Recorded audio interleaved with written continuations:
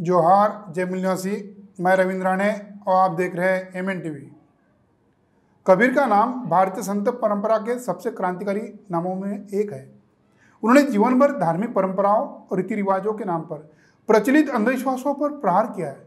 कबीर का यह प्रहार लोकहित की चेतना से इस तरह जुड़ा था कि उन्हें संत परंपरा का एक महत्वपूर्ण किरदार माना गया। कबीर निरक्षर थे, लेकिन उनकी रचनाएं पिछले करीब 500 सालों से लोगों को ज्ञान देती आ रही है। उनकी लिखी रचनाओं को उनके बाद उनके शिष्यों ने संग्रहित किया। हालांकि पश्चिमी विद्वान बिशप G.H.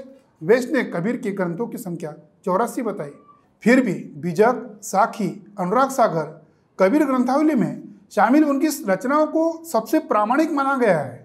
श्रुति परंपरा के कारण उनकी रचनाओं में क्षेत्र और बोलियों के अनुसार परिवर्तन पाए गए। सामान्य तौर पर कबीर को रचनाओं में पंजाबी, राजस्थानी, हिंदी, ब्रुज, अवधी और भोजपुरी शब्दों का खासा प्रयोग किया गया। कबीर प्रेम की महिमा के अनुगायक थे, लेकिन जीवन में पाखंड और प्रपंच के विरोधी थे। दरअसल सत्य के प्रति व्यक्ति का सहज अनुराग ही प्रेम पंथ का अनुगामी बताता है, क्योंकि जहाँ सत्य होता है वहाँ पाखंड नहीं होता है। प्रेम तो नाम से ही अनुभव का है, जहाँ केवल समर्पण की लालसा होती है, पाखंड का प्रबंध नहीं है। इसलिए समय के सबसे प्रभावशाली विद्रोही कवि को महाप्रयाण के बाद 500 साल के बाद भी एक समाज संत के रूप में पूछता है, जिसका जीवन दर्शन एक स्वस्थ समाज के लिए आवश्यक है। कबीर एक युग दृष्टा क्रांतिकारी कवि थे। राजनीतिक वातावरण में सजीव सामाजिक और धार्मिक सिद्धांतों के प्रवर्तक कबीर ने प्राचीन मान्यताओं का खंडन किया और समाज में परिवर्तन की धारा को प्रभावित किया। कबीर ने ज्ञान के हाथी पर चढ़कर सामाजिक, धार्मिक तथा सांस्कृतिक चेतना जागृत करने का प्रयास किया। हाथी के माउत जैसा ब्राह्मणवाद और मुल्लावाद पर अंकुश लगाया। इसलिए कबीरदास को समाज से घृणा, तिरस्कार, अपमान और अवहेलना ही मिली। कबीर एक विद्रोही कवि बन गए। उन्होंने समाज की रूढ़ियों और तथा आडंबर का विरोध किया। डॉक्टर भीमराव अंबेडकर ने गौतम बुद्ध, संत कबीर, राष्ट्रपिता ज्योतिराव फुले को गुरु माना। डॉक्टर अंबेडकर ने 3 गुरु माने थे, जिनमें कबीर साहब सबसे पहले गुरु थे। स्पष्ट है कि कबीर ने उनको गहराई से प्रभावित किया था। अब यह बड़ा सवाल है कि वह किस आधार पर कबीर से प्रभावित हुए थे, या यह कि कबीर ने उनके व्यक्तित्व का निर्माण करने में कौन सी भूमिका निभाई थी। जैसे कहा जाता है कि बाबा साहब का परिवार कबीरपंथी था, इसलिए इसमें संदेह नहीं कि कबीर की वाणी उनका पहला परिचय घर में ही हो गया था। पर यह कहना मुश्किल है, यह परिचय एक दार्शनिक कबीर था या भक्त था या दोनों सा। डॉक्टर भीमराव अंबेडकर का जन्म महू, मध्य प्रदेश में हुआ। इसकी वजह से कबीर के दोहे हिंदी में होने में कारण परंपरागत तरीके से घर में सुनते आए। हिंदी में कबीर ग्रंथावली का पहला प्रकाशन बाबू श्याम सुंदर दास ने संपादन में 1930 में हुआ। 1915 में लंदन मैकमिलन से प्रकाशित किताब 100 पोएम्स ऑफ कबीर, जिसमें रविंद्रनाथ टैगोर की कबीर की 100 कविताएं अंग्रेजी में अनुवाद किया था। बाबा साहब के समक्ष एक दार्शनिक और तर्क करने वाले कबीर को प्रस्तुत किया। इस किताब का प्रकाशन के समय बाबा साहब अमेरिका में थे और 1916 में लंदन में राजनीतिक विज्ञान के छात्र थे। बाबा साहब नई किताबों के खोजी और गजब के पढ़ाकू थे। अंत कहना न होगा कि कबीर कविताओं के संग्रह ने उन पर व्यापक प्रभाव डाला था, लेकिन कबीर साहब प्रभावित होने का कारण यह भी नहीं है, बल्कि सबसे बड़ा प्रमुख कारण था कि कबीर और उनके समय की राजनीतिक और धार्मिक परिस्थितियां समान थी और कबीर के व्यक्तित्व ने उनके नेतृत्व को नई धार दी। इसे थोड़ा समझना होगा। बाबा साहब और कबीर के बीच यद्यपि 5 सदियों का अंतराल है, परंतु अगर इतिहास का कोई भी विद्यार्थी 15वीं सदी और 20वीं सदी के समय का तुलनात्मक अध्ययन करेगा तो वो इसी निष्कर्ष पे पहुंचेगा, 500 साल के बाद भी इतिहास ने फिर से दोहराया है। इसे समझने के लिए हमें कबीर के समय जानना होगा। कबीर 15वीं सदी के कवि और विचारक थे। वो निम्न वर्गीय जुलाहा जाति से थे, जो उस समय अछूत जाति थी। आजकल कुछ लोग कहते हैं उनकी जाति कपड़े बुनने की थी, यानी पिछड़े वर्ग की थी। महाराष्ट्र से ओबीसी साहित्य परंपरा की शुरुआत कबीर से हुई, ऐसा कबीर के लोग कहते हैं और कबीर साहित्य ऐसा भी कहा जाता है। कबीर के समय मुस्लिम सल्तनत कायम हो चुकी थी। इस्लाम ने शूद्र अतिशूद्रों के लिए बंद दरवाजे खोल दिए थे। उनके मदरसों में अछूतों के लिए कोई पाबंदी नहीं थी। दूसरी ओर सूफियों की मोहब्बत बराबरी के व्यवहार से प्रभावित होकर पीड़ित जातियों ने इस्लाम कबूल किया था, किंतु दूसरी ओर इस्लाम से हिंदू धर्म को बचाने के लिए ब्राह्मणों की प्रतिक्रांति भी चल रही थी, उसकी तीव्र धारा चल रही थी। इस्लाम की प्रतिक्रांति में 11वीं सदी में आदि शंकराचार्य जी ने अद्वैतवाद का दर्शन खड़ा किया। उसने 14वीं और 15वीं सदी में एक विशाल वैष्णव भक्ति संप्रदाय का नया अवतार धारण कर लिया। इसके संस्थापक रामानुज थे। इन्हीं के एक शिष्य रामानंद अछूत जातियों को वैष्णव बनाने के लिए दक्षिण से आकर उत्तर भारत पहुंच गए थे, काशी में बस गए। उन्होंने इस्लाम में अछूत जातियों के धर्मांतर को रोकने के लिए अछूत जातियों को विशेष रूप में चांडालों को राम राम का मंत्र देकर वैष्णव बनाया था। उनकी प्रक्रिया अजीब थी। वो इतने फासले से कहते थे कि शरीर का स्पर्श ना हो, कान में राम राम कह दिया और वो तत्काल वैष्णव हो जाता था। हालांकि स्वामी रामानंद जरूर कहते थे, जात पात न पूछे कोई, हरि कोई सो हरि का होई। यह हकीकत नहीं है। वर्ण व्यवस्था के वो समर्थक थे, इसलिए उनकी कथनी और करनी में अंतर था। इसलिए अछूतों के वैष्णव की सामाजिक स्तर में कोई परिवर्तन नहीं आया। गांधी जी भी अपने संध्या समय पर वैष्णव जन तो तेने कहिए जे पीड़ पराई जाने रे, पर दुखे उपकार करे तोय मन अभिमान न आने रे। यानी वैष्णव संप्रदाय के लोगों ने अछूतों की पीड़ा जानना चाहिए, वही सच्चा वैष्णवी है। दूसरे के दुख पर उपकार करे तो अपने मन को कोई अभिमान ना हो, इतना ही कह दिया। अछूतों को मंदिर में प्रवेश नहीं था, गर्भगृह में प्रवेश नहीं था। वे केवल अपने ठाकुर को दूर से दर्शन कर सकते थे। वैष्णव संप्रदाय में अछूतों की वैष्णव की जो स्थिति थी, ये जानने के लिए 200-400 वैष्णव की वार्ता को पढ़ना चाहिए, जिसमें उन्हें ब्राह्मण की झूठन खाने की मुक्ति मिलने की बात कही गई। यही स्थिति अछूतों की भी थी, जो शाक्त संप्रदाय में दीक्षित हो गए थे। गांधी जी भी अनुसूचित जाति के लोगों को सवर्णों के रहमो कर्मों पर रहने के लिए कहते थे। अनुसूचित जाति के लोग नहीं हैं, मगर आज उनके नेता पूना पैठ की वजह से झूठन खाने में अभिमान मानते हैं। कबीर ने ऐसे शाक्तों और वैष्णव के प्रति हमदर्दी व्यक्त करते हुए कहा, शासित ब्राह्मण न मिलो, बैसनो मिलो चंडाल, अंक माल दे भेटिए, मानो मिले गोपाल। अर्थात शाक्त और ब्राह्मण से मत मिलो, अगर चंडाल वैष्णव मिल जाए तो उसे गले लगाओ, मानो गोपाल मिल गया हो। इसमें व्यंग भी है और संदेश भी है, और भटके हुए अछूतों को जोड़ने का काम और उनसे प्रेम करने का काम है। कबीर के संप्रदाय में सत्ता के 2 केंद्र थे, एक मुल्ला और दूसरा ब्राह्मण। संयोग से सत्ता के यही 2 केंद्र डॉक्टर आंबेडकर के समय थे। मुल्ला और ब्राह्मण दोनों ने अपने अपने समुदाय की निर्विवाद धर्मगुरु थे। उनकी मारी हलाल थी। उनके विरुद्ध बोलने या उनसे सवाल करने पर उन पर कोई लोगों का साहस नहीं होता था। कबीर देख रहे थे कि ब्राह्मण और मुल्ला किस तरह धर्म के नाम पर वर्ण व्यवस्था, अस्पृश्यता, हज, पूजा, नमाज, तीर्थ, परलोक, आवागमन का पाखंड लोगों में भर रहे हैं। इसकी आड़ में सामंत, साहूकार और व्यापारी उनका आर्थिक शोषण करके उनका जीवन नरक बनाएंगे। आज भी ब्राह्मण धर्म के गुलाम, आज के संवैधानिक शब्दों में कहा जाए, SC, ST, OBC के लोग हैं। मुस्लिम समुदाय में मुल्लावास से पसमानदा जो मुस्लिम है, उनका भी शोषण होते आ रहा है। कार्ल मार्क्स का मत था, सत्ताधारी वर्ग के विचार हर युग सत्ताधारी विचार हुआ करते हैं। यानी जो वर्ग समाज की सत्ताधारी भौतिक शक्ति होता है, वही उसकी सत्ताधारी बौद्धिक शक्ति भी होती है। कबीर साफ साफ देख रहे थे, मुल्ला और ब्राह्मण समाज की सत्ताधारी जो भावना है, जनता की बौद्धिक शक्ति भी है। इसलिए कबीर ने इस बात पर अच्छी तरह से समझ लिया था कि जनता के बौद्धिक नेतृत्व के लिए तीसरी बौद्धिक धारा को प्रभावित करना जरूरी है। यह तीसरी धारा आंखों देखी थी। कबीर ने दोनों को संवाद किया। उनका संवाद न मुल्ला को पसंद आया, न ब्राह्मणों को पसंद आया। कबीर ने न हिंदू न मुसलमान के सिद्धांतों को अपनाया। मुल्ला और ब्राह्मण को नकारते हुए एक क्रांतिकारी नेतृत्व निर्माण किया। कबीर ने वेद और पुराण कुरान के विरुद्ध में समाज को देखने और धर्म के मूल्यांकन को अपना अलग सा सौंदर्य शास्त्र विकसित किया। उन्होंने कहा, अल्लाह राम का गम नहीं, तह घर किया कबीर। इस पद पर राम वैष्णव की आराध्य देव राम है, जो विष्णु के अवतार है। इसलिए कबीर ने उनको नहीं कहा माना। उनकी निगाह में अल्लाह और राम दोनों सगुण हैं, जबकि उन्होंने निर्गुण आविष्कार किया था, जो वर्ण व्यवस्था परलोक के विरुद्ध में एक क्रांतिकारी खोज था। उन्होंने कहा था, हमरा झगड़ा रहा न कोई, पंडित मुल्ला छोड़ो दो। ब्राह्मण और मुल्ला दोनों छोड़कर कोई क्रांति हो सकती है।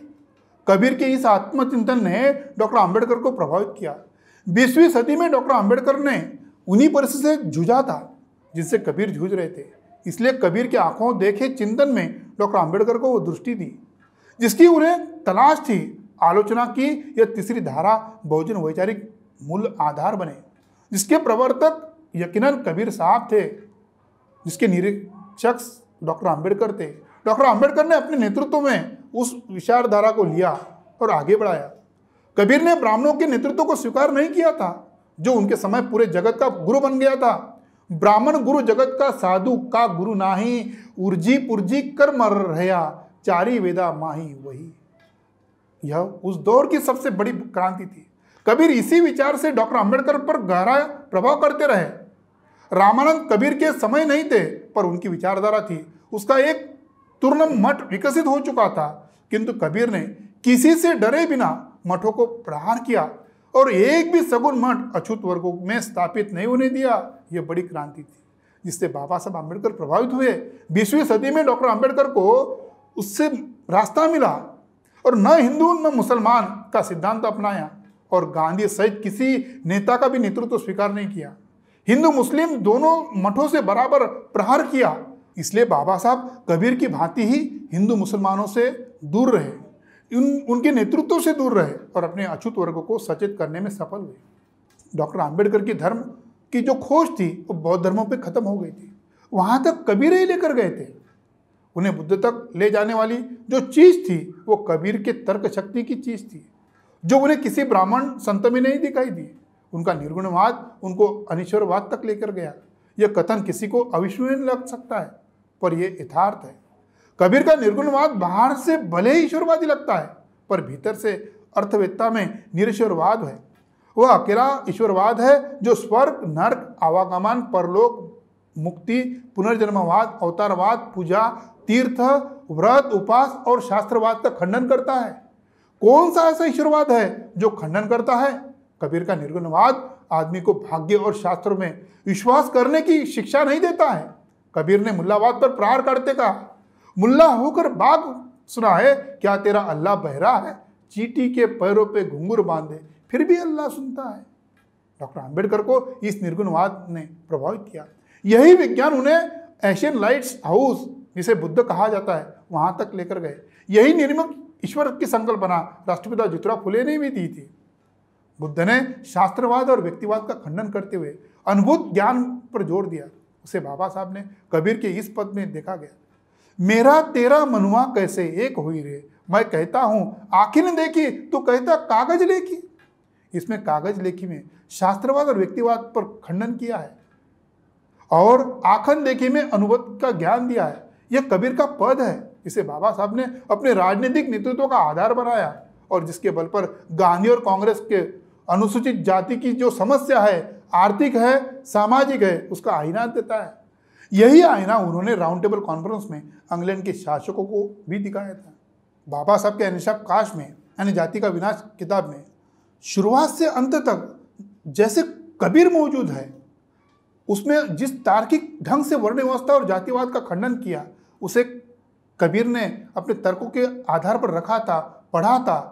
उसी प्रकार से 500 साल के बाद का एक नया कबीर का अवतार है ऐसा लग रहा था। जब ईश्वर का कोई वर्ण नहीं तो मनुष्य का वर्ण कैसे बन सकता है, ऐसा कबीर कहते थे। कबीर ने बड़ी वैज्ञानिक बात कही थी, नीति स्वरूप वर्ण जाकी घटी घटी रहो समाई।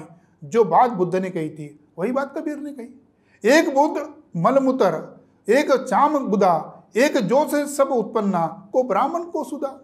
जब डॉक्टर आंबेडकर यह कहते हैं कि भारत में कोई जाति शुद्ध नहीं है, राजपूत और मराठा जैसी जातियों में भी नहीं बल्कि ब्राह्मणों में भी विदेशी रक्त का मिश्रण है, तो कौन ब्राह्मण कौन शूद्र है?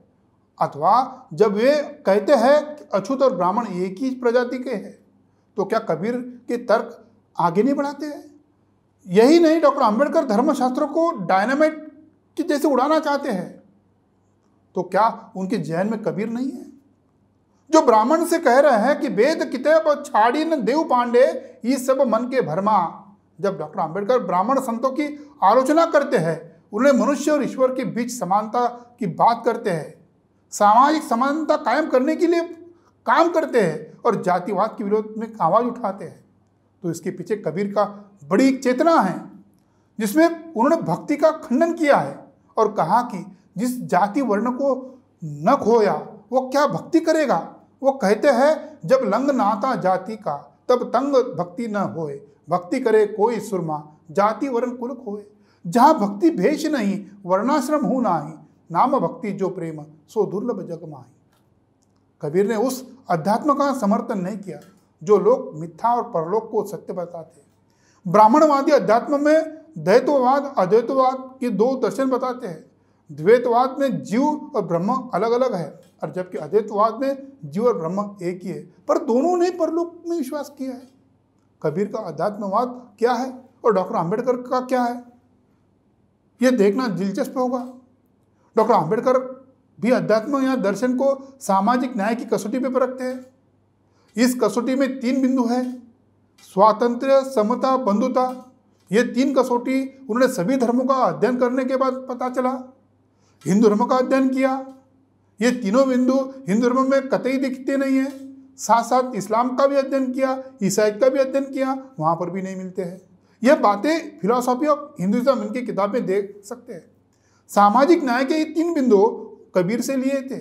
ब्राह्मण मनुस्मृति का समर्थन करते हुए और संविधान का विरोध करते कहते हैं कि भारत का संविधान फ्रेंच क्रांति से यानी विदेशी सभ्यता से आया है। उनके लिए जब कबीर और अंबेडकर का जो रिश्ता पता चलेगा तो उनको झटका लग सकता है। कबीर का राम निर्गुण निराकार है, तुलसीदास का राम सगुण राम था। यह राम अनुसूचित जातियों में बड़ा लोकप्रिय शब्द है, आम प्रचलित है। कबीर ने राम की बहुसंख्यक आबादी बदला था। आज दलित वर्गों में यानी अछूत वर्गों में राम शब्द मिलता है।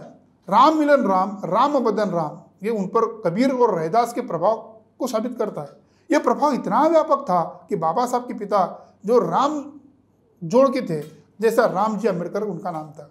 डॉक्टर अम्बेडकर के आलोचक कह सकते हैं उन्होंने अपनी रचनाओं में कबीर को उद्धृत नहीं किया, पर उन्हें मालूम होना चाहिए उद्धृत तो उन्होंने राष्ट्रपिता ज्योतिराव फुले को भी नहीं किया। तो क्या उन्हें अपना गुरु नहीं माना था? संत गाडगे बाबा अपने प्रवचन में कबीर के दोहे बताकर ब्राह्मणवादी व्यवस्था की धज्जियां उड़ाते थे। संत गाडगे बाबा कहते थे, नहीं मंदिर में नहीं मस्जिद में, हीरा खोया कचरे में। संत गाडगे बाबा कबीर के दोहे मानव सेवा के लिए कैसे उचित है ये बताते थे। हमने कोरोना के समय देखा, लॉकडाउन लगा था, मंदिर और मस्जिदों के ताले लगे थे, दुनिया में केवल अस्पताल चल रहे थे और हमारे देश में हजारों किलोमीटर दूर तक चलने वाले लोगों के लिए भोजन और निवास व्यवस्था करने वाली स्वयंसेवी संस्थाएं के लिए दरवाजे खुले थे। आज के परिक्षेप में संत कबीर की कथनी और करनी लागू हो सकती है। भारत की राजनीति कांग्रेस और भाजपा के ब्राह्मणवादी प्रवृत्ति की हिस्सा बन चुकी है। ब्राह्मणवाद और पूंजीवाद की जो स्वार्थ की पूर्ति हो रही है, यही राजनीति का नया उपनिवेशवाद आ गया है। ब्राह्मणवादी राजनीति प्रच्छन्न रूप से उपनिवेशवादी और साम्राज्यवादी बन गई है। अनुसूचित जाति, जनजाति, पिछड़े वर्ग के लोगों ने इससे सावधान होना जरूरी है। ज्ञान सत्ता हासिल किए बिना राज सत्ता आती है तो खतरनाक होती है। वो तो संघीय विचारधारा से दिखाई देता है। महाराष्ट्र में वारकरी संप्रदाय में मराठी में एक अभंग है, नामदेवी रचिला पाया तुका झाले से कळस, यानी वारकरी संप्रदाय की नींव नामदेव महाराज ने रखी थी, उसे पूरा करने का काम तुकाराम महाराज ने किया। वैसे पूंजीवाद की शुरुआत कांग्रेस ने की और उसका अत्यधिक मात्रा में निजीकरण का काम भाजपा किया। कल कृषि कानून के समर्थन करते समय मोदी जी संसद में कह रहे थे कि डॉक्टर मनमोहन सिंह ने तय किया था किसानों को एक बाजार मिले, वही काम तो मोदी पूरा कर रहा है। और भारत में एक दूसरा स्वांग धर्मनिरपेक्षता का है, जिसे अनुसूचित जाति पिछड़ों को सुरक्षित दूरी बनाए रखना चाहिए। इस पर व्यापक रूप में विमर्श होना चाहिए। सेकुलर चिंतन का आधार होता है, लेकिन वह चिंतन नहीं जो सेकुलरवाद के नाम पर हमारे समाज में चल रहा है। दरअसल ये वोट बैंक बढ़ाने के लिए एक फंडा बन गया है। यह कुलीन सेकुलरवाद है। इसकी रूपरेखा 20वीं सदी से आरंभ हुई हिंदू मुसलमान जो कुलीन लोग हैं उनमें बनाई। तुम हमारे मुल्लावाद पर मत बोलो, हम तुम्हारे ब्राह्मणवाद पर नहीं बोलेंगे। एक दूसरे की टोपी और तिलक की रक्षा करेंगे। इस सेकुलरवाद के तहत मुसलमानों की व्यापक शिक्षा पर नहीं, अरबी फारसी के विकास पर जोर दिया गया। हज यात्रियों की सुविधा बढ़ाई जाती है। जब भारत में हिंदुत्ववादी भाजपा की सरकार आई थी, नरेंद्र मोदी की सरकार आई थी, आते ही मदरसों को आधुनिकीकरण करने के लिए बजट दिया था, और दूसरी तरफ संस्कृत, गाय, गोमूत्र, गंगा की चिंता बढ़ाई जाती है। यह कैसी धर्मनिरपेक्षता है जिसके एजेंडे में समाज निर्माण नहीं है? धर्मनिरपेक्षता की इस कुलीन व्याख्या को पिछड़े तबकों ने सोचना चाहिए। कबीर और फुले ज़्यादा धार्मिक थे, लेकिन वे हमारे लिए ज़्यादा काम के हैं। मध्ययुगीन के संत कवियों ने ईश्वर का नाम लेकर ब्राह्मणवाद और साम्राज्यवाद पर हमला बोल दिया था। जात पात पूछे न कोई, हरि को भजे सो हरि का होई, वे हमारे लिए ज़्यादा काम के हैं। धन्यवाद।